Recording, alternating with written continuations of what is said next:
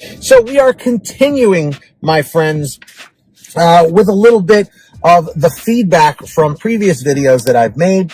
And I want to showcase what you guys are saying, because I feel like you guys leave the comments, but no one's hearing them unless they physically go and read them. So I wanted to go over what you guys had to say.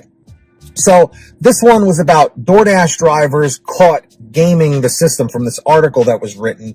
And this was from the early stages of the hashtag decline now movement, if you guys remember that, where, you know, these guys came together and said, you know, reject any order under $7. And this was, you know, different parameters in different areas, but that's where it started, where people were saying don't reject any, reject all orders under $7 to try and make a point. Because this article was saying that after taxes and deductions, a lot of drivers are averaging only $1.45 an hour, which is so horrible. And again, that's only some people. So listen to this. Fair Use TV says, $40 I was declining from day one. $3 for 5 miles is so common and insulting. I just started at Papa John's and now I'll have benefits. Yep.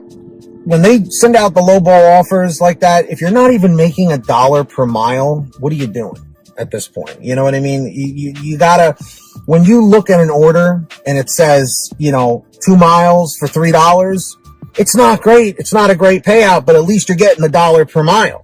And that's for extreme situations, if it's like really desperately slow. But otherwise, you always want to try and aim for that $1 or $2 per mile. Quest 360 said, I'm fine if drivers want to decline an order that does not make sense. Remember, gang, we are independent contractors. I decline all offers under $10 unless it's a short run under 1 mile. Again, like I'm saying, Quest 360, he's been around for a while. He's been watching my channel for like 2 or 3 years. He knows what he's talking about. He's been doing this for a long time, and that's a good way to look at it. So at least you're making $20 an hour before taxes. David Wilson says, I'm at 80% acceptance rate with close to 8,000 deliveries done. I will decline the low orders, but I must be in a good market since I will only have to decline a few before I get something worth my time. I'm in the Top Dasher program, and I always average around $27 an hour. And he's a Top Dasher. That's unbelievable. Like I've said in the past, guys, I know people crap all over Top Dasher.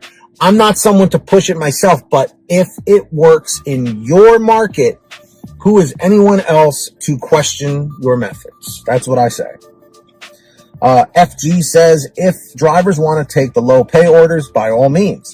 Higher pay orders for me and anybody else not accepting the low pay. I teeter between 2% and 25% acceptance rate. I don't feel bad as many suggest. We, the decliners, should be. These platforms are a luxury, not a necessity. I personally don't use it to place orders. I'm not that lazy. Listen, FG, if you're not someone who places orders, no problem, and you just deliver them, that's fine. Your acceptance rate doesn't matter, just like you said. Well said. Gig Guru says, no, he didn't cough, I cough. The fact that restaurants are allowed to use us when they don't have a delivery service like Papa John's people, they don't want to tip, so they just go through our app, and I think we're getting cheated. So if they're allowed to game, why can't we? Gig Guru, interesting. And finally, Maria Moncada, who's been very active on the channel in recent months. This explains why the rest of us are only getting the crap that's declined by the gamers. So, I don't know if she's a Top Dasher. It sounds, based on that she could be. Again, as we saw, David Wilson over here says he averages $27 an hour as a Top Dasher. He's a guy to talk to. But again, market is super important. Every market is different. And, you know, everything that happens may be different from where you are, where I am, and where the next person is. It's just the way it is. So my question to all of you is, what did you guys think about that whole decline now movement? Were you for it? Were you against it? Because I remember once things really started getting going, especially in the Facebook groups, things were getting like very toxic and angry, and people were lashing out at each other, which is pretty much the way the gig economy has been getting every year. It's been getting worse. But, yeah, what are your overall thoughts? Let me know in the chat. Let me know in the comments down below what you guys think about all of it. Also, Make sure you guys are all subscribed to my other channel, Team PTD. We're trying to get it to 1,000 subscribers. We're like 100 away. So link is in the description. Make sure to turn on that notification bell and all that stuff. Definitely go over there, watch the videos. There's more content like Pay to Drive, and I will be adding more stuff. So let me know in the comments or the chat if you're subscribed. Leave a comment saying subbed.